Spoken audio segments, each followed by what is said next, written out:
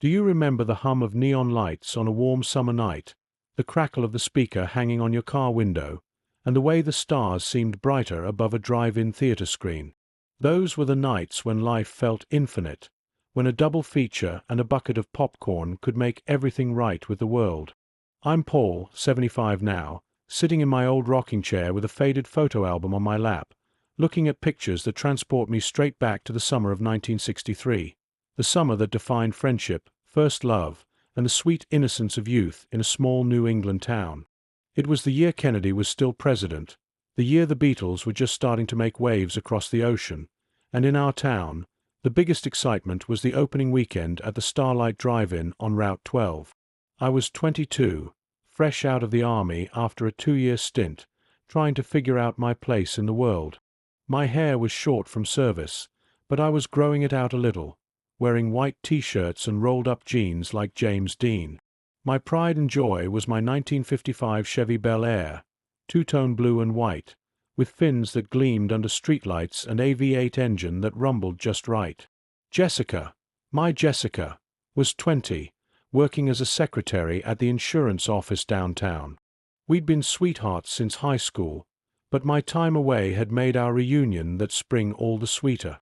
She had that classic early 60s look, bouffant hair teased just so, cat-eye glasses when she read, pedal pushers and ballet flats, or sundresses that swirled when she walked.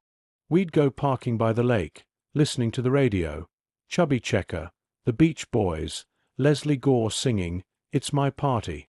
Life was simple, but oh, it was good. Our group was inseparable that summer. There was Tommy, my best friend since grade school, loud, funny, always with a cigarette behind his ear, working at his dad's gas station. His girl Ruthie was a firecracker, with red hair in a flip and a laugh that carried across the lot. Billy and his steady date Sarah, quiet Billy who could quote poetry but fixed cars like a pro, and Sarah, the bookworm with freckles and a smile that lit up the dark. Then there was Mike and Linda, the newest couple, still in that giddy early stage, holding hands everywhere. We spent nearly every weekend at the Starlight. Admission was $1 a carload, so we'd pile in, 6 or 7 of us in the Chevy, blankets in the trunk, a cooler of Coca-Cola and sandwiches Jessica's mom packed. The lot filled up by dusk, families in station wagons with kids in pajamas, couples on dates, groups of teens like us claiming spots near the playground or the concession stand. The air smelled of popcorn, hot dogs grilling, and exhaust from idling cars. Speakers hung on poles, and you'd clip one to your window, twisting the volume just right. That summer's features were classics: Beach Party with Frankie Avalon and Annette Funicello, Bye Bye Birdie with Ann-Margret, The Great Escape with Steve McQueen, movies that made you dream of adventure and romance. Between features, we'd stretch our legs, visit the concession stand for nachos with that bright orange cheese or ice-cold root beer in frosted mugs. The playground up front had swings and a slide where younger kids played until the cartoons started. One night in early June stands out. We'd seen Lawrence of Arabia, long and epic, and during intermission, the sky opened up with a summer thunderstorm. Rain pounded the cars, lightning flashing across the screen. Instead of leaving, we stayed put, windows fogged, telling ghost stories and laughing until our sides hurt. Jessica leaned against me in the front seat, her head on my shoulder, and in that moment, everything felt perfect. We didn't know then how precious those nights were, the freedom before full adulthood, before jobs and mortgages and responsibilities weighed heavy. The drive-in was our kingdom, where worries melted away under the stars. As July heated up, so did our adventures. Gas was 29 cents a gallon, so we cruised everywhere, the Chevy's white-wall tires humming on the pavement, radio tuned to WABC with Cousin Brucey spinning the hits. We'd meet at my cafe, though I didn't own it yet. I was just a short-order cook there, flipping burgers and dreaming of one day having my name on the sign. Paul's place was the daytime hangout. Chrome stools, a jukebox with Dion and the Belmonts, milkshakes thick enough to stand a spoon in. Jessica worked weekdays, but evenings and weekends were ours. She'd change out of her office attire into capri pants and sleeveless blouses, her hair loose and wavy. We'd pick up the gang, Tommy in his greased-back hair and rolled sleeves, Ruthie in polka-dot dresses, Billy and Sarah sharing meaningful glances over shared books, Mike and Linda always a little late because they were talking in his Ford. The starlight became ritual. We'd arrive early to claim the best spot, third row from the back, center. Blankets spread on the hood or in the trunk for stargazing during intermission.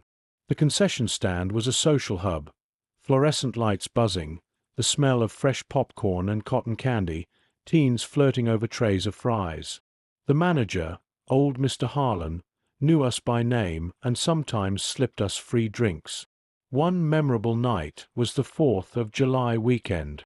The drive-in showed How the West Was Won, a huge Cinerama epic, and afterward, fireworks lit the sky from the town park nearby. We sat on the Chevy's hood, Jessica between my legs, arms around her waist, watching bursts of red, white, and blue reflect in her eyes.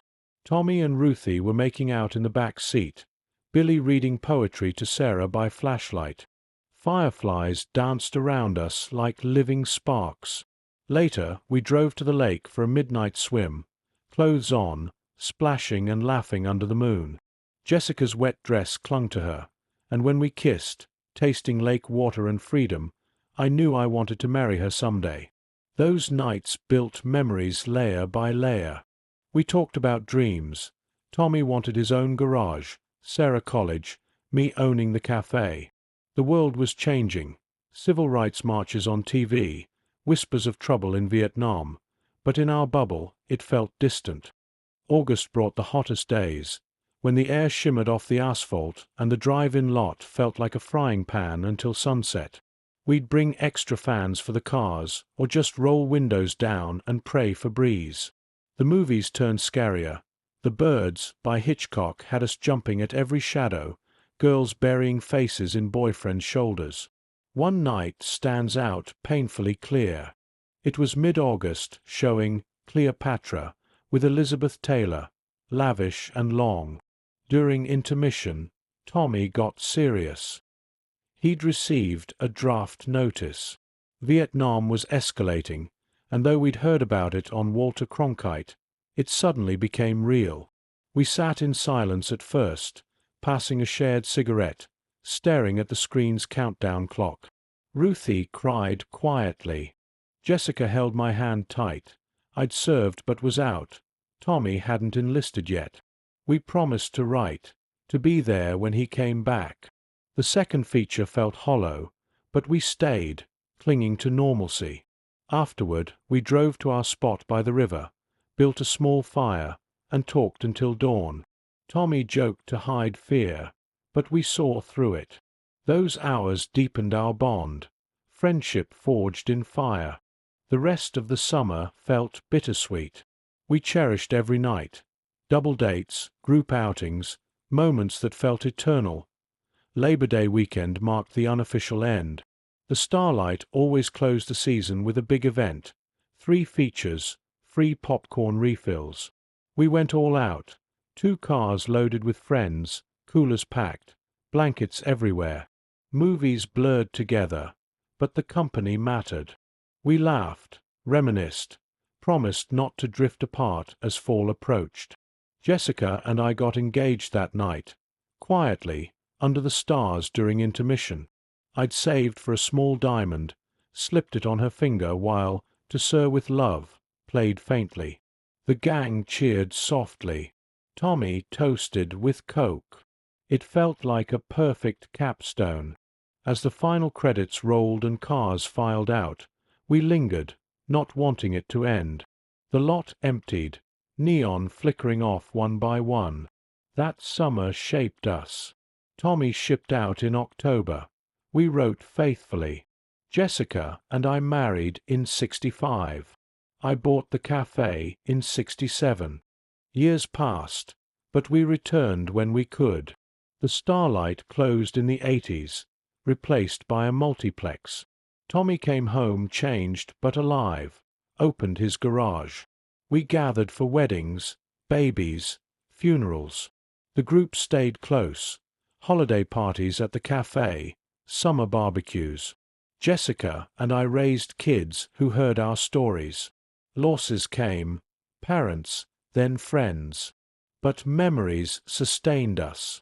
In the 90s, we held reunions at the old site, now overgrown, bringing lawn chairs and projectors for home movies. Laughter mixed with tears. Now, in my 70s, the Chevy's long gone, Jessica too, taken by illness in 2018. But I drive past the old lot sometimes, weeds growing where cars once parked. I hear echoes, laughter, movie dialogue, our young voices. That summer taught me friendship and love are the real treasures.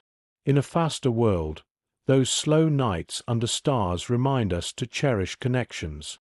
If you remember drive-ins, the speakers, the fogged windows, the magic, hold those memories close. They're the heartbeat of a life well lived.